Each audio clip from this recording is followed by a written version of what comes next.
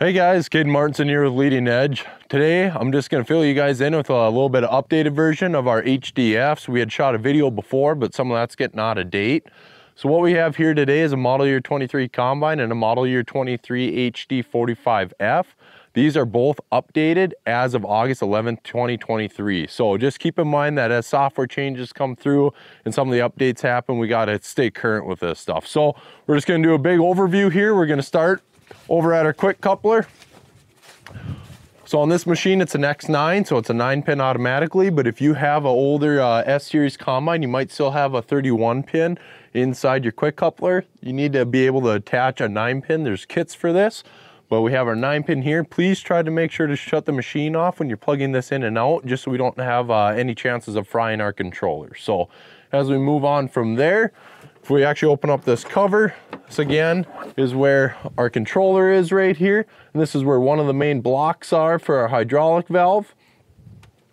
As we continue to move around the head, right here we have our center jump speed. The nice picture here shows that pushed in, it's at rabbit for fast, pulled out, it's at turtle for slow, and you can put it in neutral if you need to work on anything. So that's for your gearbox, for your center feed there. As we continue to move, you can see this one's equipped with gauge wheels for height sensing. So each one of these gauge wheels has a sensor for the height. So it's almost like the arms before of our 745 FDs and things like that. So that's what you got to think of this as. The sensors on the inner wheels are right in between, but over here you can see it better see it. Here it is. You got the little potentiometer here. It attaches down here. Please be sure to make sure that that doesn't bust off. If that breaks off, you'll probably get a voltage warning. So that attaches there. Again, right now for the model year 23 heads, we have our two-way valve here. So we have this open and then the button pressed in for harvest. If we open this button, it releases the pressure down and allows it to go into that frown position. The thing with this is, when we put it on a header trailer, we want to put it on, button pressed in, handle upright like we just came out of the field. We'll set it on, and then we'll want to open up this valve so that the header takes the shape of the header trailer. That way it's not bouncing around, it's not ratcheting up and causing a lot of unneeded pressure on the hinge solenoids. So the red handle here, the only time you really need to close it is if you're doing any sort of maintenance. It's kind of like our Feederhouse lockup. So it just doesn't allow it to go down if you have this closed. But up, button pressed in, is our harvest position. We also have the picture here just in case. As we continue to walk around each side, you'll notice that we have the belt tensioning here. So it's about a 19 you can put on the end here, and you can crank that to where it needs to be. It's got the nice little diagram here for you. You also will notice that we have our maintenance little chart here if you're looking for grease zerk. So that's also a good key to make sure you're looking at. Gonna pop the side open here. One of the things we're gonna look at here, as you can see right here, is where we have our turnbuckle.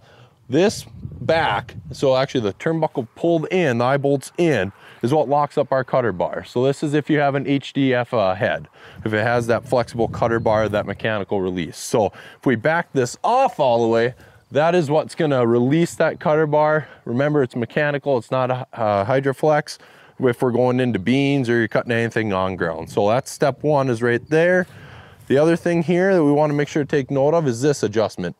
This one here with this bolt is what allows you to adjust the height of your nose cone. So if it seems like that's pushed down a ways, 6 inches off the ground when it's completely flat is what the owner's manual says, I believe. So that's just where you can make that adjustment, make sure we're not digging out there. The other thing over here is we have our height adjustment. So we have one on each cylinder for the height adjustment of the reel. This is where you'd be able to adjust those by spec. It's 45 millimeters on the outside, 15 millimeters on the inside. But a disclaimer for Leading Edge, we usually tighten this up a little bit to try and keep that cutter bar clean. So that's just one of those things that you want to make sure. The biggest thing you'll notice here is you want to be able to sweep that cutter bar best that we can. As we continue, you'll notice here that we have our position for the reel. You'll notice it's back in number 4. This again correlates with on each end, and then there's one in the middle. Number 4 is where we want it for field position to get that full fore-aft ability. Number 3 is what it comes in for shipping.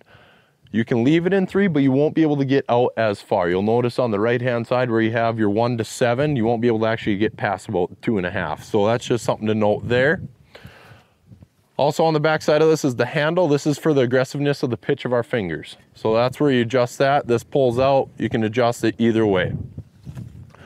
So we're going to continue to move around here.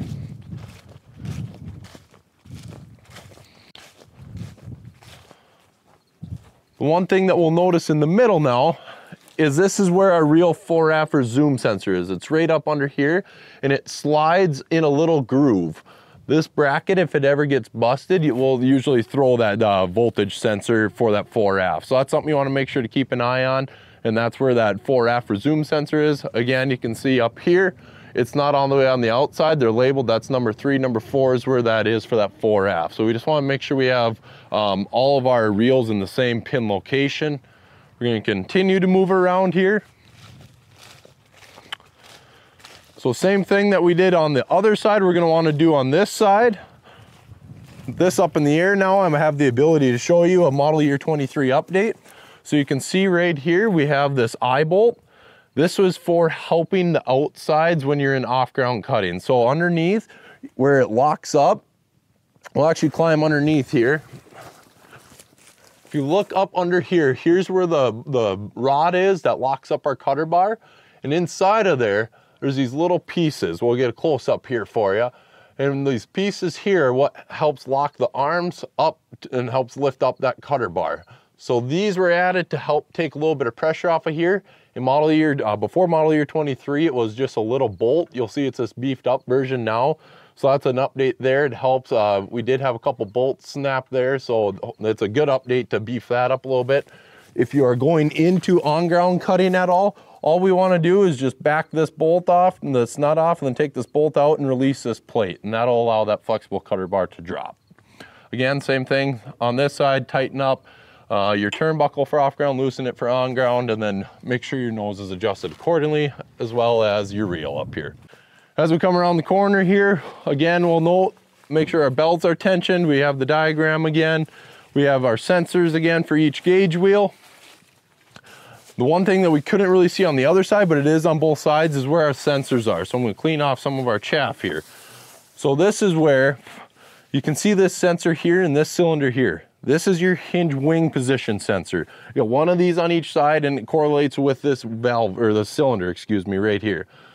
This is kind of the big deal. This is where this needs to be calibrated. It's that hinge wing position sensor. It's calibrated at factory, but I would recommend, if you have a nice flat concrete, to just make sure to redo it, because this talks with your gauge wheels to try and get that good cut height, and that's your actual calibration there, along with your header cal. The other sensor that's over here is right here. And what this one is this sensor controls or helps read what controls this cylinder right here, and that's for your downforce. So this is where in the cab we set that very heavy, typical light and very light setting. And if we have it in that very heavy, it's going to push more out onto the cutter bar, versus the very light's going to bring it back in, so that it's more on the feeder house side of things. So that's just something to note there. From there, we're going to move up top to the center here. You can kind of see, it's a little bit of a reach, but if we zoom in here, you can see the two little handles right on the back of this block. Those little handles there, if you open them up, allow you to phase your reel. And that's for your phasing up and down. So we want to make sure that our reel comes up and comes down together the best we can. After this now, we're going to jump up in the cab and go over some in-display options. So inside the cab here, the first thing that we're going to do once we have our header ready to go, we're going to hit the menu, and then we're going to go into this Calibrations and Procedures. From here we can go into the header cal. We're going to want to do our feeder house ones first. The tilt range though, you have to have the header off. So that's just one thing to note. Make sure to try to do that one before you do any of the other ones. And then you can go and do your tilt speed, your fore aft, and then from there I like to go gauge wheel range, gauge wheel speed. I jump over the header calibration and I go down, and again we want to have the flattest area possible to do our hinge draper position, and then we can do the reel cutter bar, and then I come back and do the header calibration last. Once you have done these calibrations, the calibration's saved to the controller of the header, but I would recommend redoing the header calibration every time you hook it up to a new combine. Now that we have our calibrations done, we're going to close out of the Calibrations and Procedures page and go into our header page. Inside the header page here, we're going to just work top to bottom and kind of go through it. So we want to make sure, number one, that it identifies as a hinge draper. If we click on that box, this is where we can set our record stop height as well as our minimum reel speed. You can see we set this one to 10. It kind of depends on the speed you're running, what you're going to do, but this is just kind of where we set this one for now. We're in barley and we might have to slow down quite a bit. After that, this is where we can make adjustments to our raised lower speed, our tilt speed, our height sensitivity, and our tilt sensitivity. You can see here I did an example where we have it at 70, 70, 60, and 60. This will kind of depend on the machine as well as what conditions you're going through, but this is just a good starter spot that I like. As we move down to the bottom, we can touch on our auto control page, and this is where we can set any of the header automation and resume preferences options. So a lot of times up here where we're from, a lot of guys like to leave most of these off, but every now and then we have guys that like to use the fore-aft resume or the reel position resume to save these settings. When you have the fore-aft where you want it, press and hold either the number 2 on the hydro handle or the number 3, whichever one you're trying to save it to, for 5 seconds, and it will save that position to the hydro handle setting. Closing out of here, this is where we can also just manually adjust our fore-aft. Can manually adjust our belt speed. With the belt speed, you'll notice there's a standard and then there's this reduced speed with the little turtle. We want to make sure that we don't accidentally bump this reduced speed, or we can just change it to the reduced speed and adjust that up to whatever our regular standard belt speed is, just in case somebody accidentally hits it going down the field and all of a sudden we plug the header or something of that nature. So just something to be aware of is there's 2 different settings there. Also, besides that, the speed depends on what button you have pressed for your resume. So if you're in number 2 and you have it at 75 and you hit number 3 and you haven't set it yet, it probably won't be at 75. Each button has its own correlating speed. From there, we're going to go into downforce in just a moment. I'm going to jump over it and do the gauge wheels. This is where we can manually lower or raise the gauge wheels. And then now I'm going to just trick it into thinking we have the header on so I can show you the downforce settings. You have to have it activated in order for the downforce settings to come online. So you can see here I hit number 2, we have it in typical. If I click on this, this is where we have that very light, light, typical, heavy, very heavy. You can see as you go down the list, that's where it has a little more weights, and that's how much more weight's out on the cutter bar. So the more heavy you have it, the more responsive it will be. If you have it light so that the weight's back on the feeder house a little bit more, you might notice that the header height is a little bit less responsive. We're going to dive one step further here now and go into the advanced tuning. Inside of here is where you can make adjustments to the overall distributed downforce or the wings if it seems like one wing's riding up or pushing down too much and it's causing it to ride up in the middle. Just remember, we only have what our distributed downforce is to make up with down here. So if I start adding weight to the left-hand wing, it's going to cause the left-hand inside to rise up a little bit because we still only have X amount of distributed downforce. So just keep that in mind before you start messing with this. Don't go down a rabbit hole. And if you ever get too far where you just kind of are like, I don't know what to do, there's this reset button, and that just brings everything back to square one. So this can be adjusted. Really in off-ground, we don't mess with it a lot, but in on-ground, you might want to start making some adjustments. The thing with the on-ground is, especially with the wing downforce, just go out and feel the poly underneath and feel if it's getting hot in one specific place versus the others. That's kind of the big deal there. So back at the header page here, one of the big questions I get is, what do I need to do when I go into cutting on-ground? So with the on-ground cutting, in cab, we just actually have to suck up the gauge wheel so that our corner post over here shows down around 0. So you'll actually notice that last little bit, once it gets to about 5.4 or so on the corner post, it kind of sucks the gauge wheels up. It almost like takes over. That's where the logic change happens inside of the header. So this is all we have to do. We don't have to do any recalibrations. Just make sure that we release that cutter bar out there with that turnbuckle and suck the gauge wheels up, and we should be good to go. Also inside of here, if we go into this advanced options page with this up arrow on the dot, that's where we want to make sure that we have our hinge draper settings correct. So the top auger, we need to make sure if we have one installed, we tell it which one, because again, all this goes into the logic of the weight dispersion. Same thing with gauge wheels, if you have standard or if you did an integrated transport, if you did side knives or crop lifters. And then the last thing I'm going to go over in here is this wing leveling. So if you tap here, this is where you can have the home position set. So when you hit number 1 and it raises up, you can either have it go back to being flat or going into the smile position here.